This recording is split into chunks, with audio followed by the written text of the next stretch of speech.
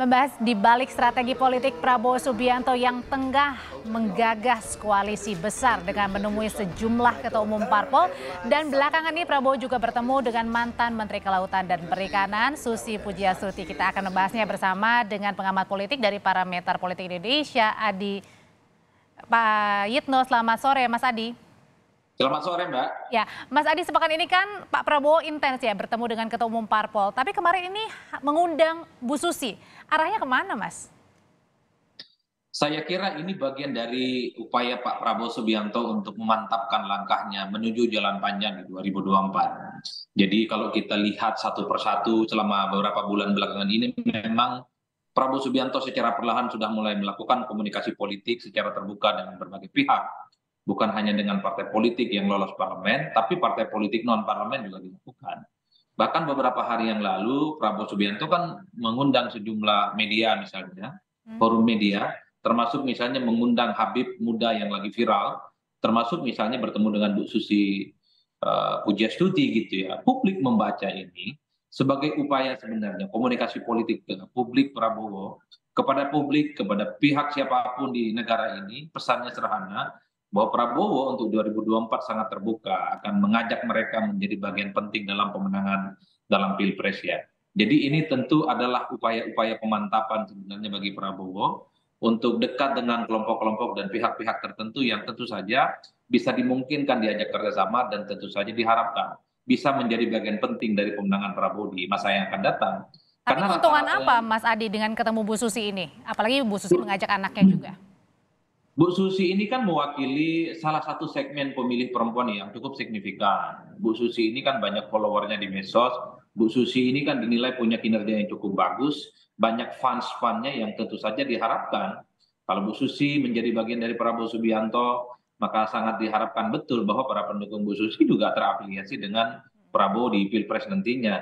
Jadi pertemuan dengan tokoh-tokoh penting ini sebenarnya ada dua hal. Maksudnya pertama, sebagai bentuk penegasan bahwa Prabowo ini sudah mulai melakukan upaya-upaya pendekatan dengan berbagai figur penting. Yang kedua tentu saja figur-figur penting ini kan banyak anyaman jaringan-jaringan politiknya yang tentu saja juga diharapkan. Tapi kalau Bu Susi sendiri Mas Adi, ini lebih ke segmen mana? Usianya berapa ini? Selain tadi kan terkenal di media sosial.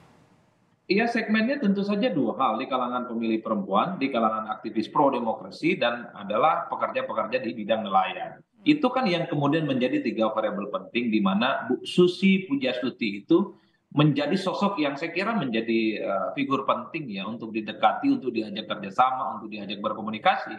Saya kira dalam konteks itulah Prabowo Subianto itu bertemu ya, sekalipun misalnya hanya bertandang dan diklaim hanya sebatas bicara tentang politik kebangsaan dan seterusnya dan seterusnya. Tapi kan publik membaca secara runut bagaimana gerakan politik Prabowo itu secara perlahan sudah melakukan kerja-kerja politik, ketemu dengan tokoh, ketemu dengan media, ketemu dengan partai-partai politik, apalagi misalnya di survei-survei misalnya suara Prabowo kan mulai naik secara signifikan. Ini tentu adalah challenge, satu peluang yang tentu saja dikapitalisasi betul oleh Prabowo Subianto sebagai kepentingan untuk 2024. Tapi Mas Adi, kalau hitung-hitungannya nih ya, secara garis besar, kalau misalnya tadi mewakili keterwakilan perempuan begitu ya, ada nggak sih kira-kira kans yang besar untuk cawapresnya Pak Prabowo biar menang, ini adalah perempuan?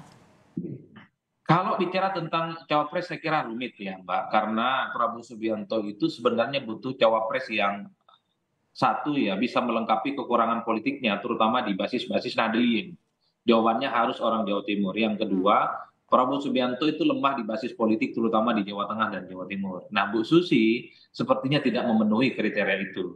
Apalagi misalnya di survei-survei yang kita lakukan sepanjang tahun kemarin, nama Bu Susi tidak pernah muncul dalam radar pencapresan. Tapi ingat, secara kualitatif, dalam pembicaraan-pembicaraan elit, dalam pembicaraan-pembicaraan aktivis, dalam pembicaraan-pembicaraan top opinion leader, Bu Susi masuk kategori pemimpin yang memang dianggap memiliki kapasitas, punya kompetensi, dan punya dedikasi yang cukup bagus. Meski dalam survei-survei politik elektoral tidak muncul secara signifikan. Jadi bagi saya pertemuan Prabowo dengan Bu Susi ini tidak melulu dikaitkan dengan peluang Susi sebagai pendamping Prabowo. Tapi yang paling penting Prabowo sudah membuka komunikasi dengan Bu Susi yang saya kira memang memiliki followers, mengikuti punya pengikut yang cukup banyak, dan yang paling penting Susi adalah sosok yang saya kira memang banyak juga ya penggemar-penggemarnya yang Oke. terdistribusi di berbagai tempat. Untuk elektabilitas sendiri Mas Adi, ini kan sudah semakin menyusul dengan Ganjar Pranowo ya. Ini kira-kira apa sih yang membuat akhirnya nanti Pak Prabowo misalnya bisa lebih unggul dari lawannya?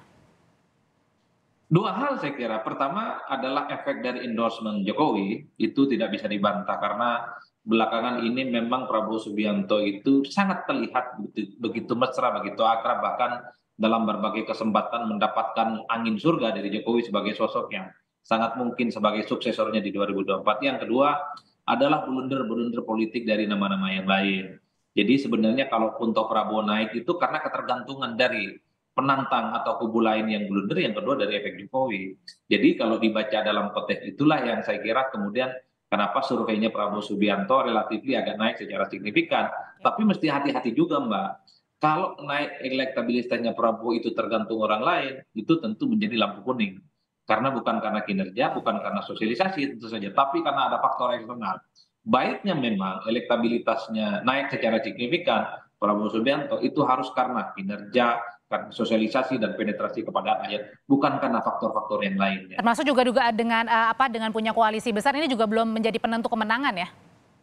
Oh, belum tentu, karena dalam banyak kasus 2004 misalnya SBY hanya didukung oleh partai minoriti gitu ya, tapi memenangkan pertarungan politik. Begitupun dengan Jokowi yang 2014 yang lalu hanya didukung oleh segelintir partai politik tapi memenangkan pertarungan politik. Koalisi besar itu tidak menjamin apapun.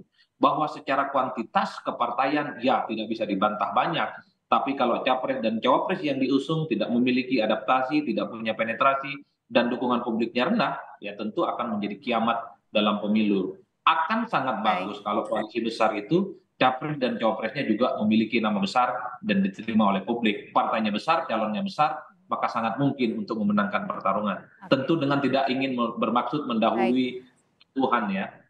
Termasuk juga dengan dilihat juga bagaimana kinerjanya ya. Terima kasih Direktur Eksekutif Parameter Politik Indonesia, Mas Adi Praitno, sehat selalu. Sama-sama Mbak.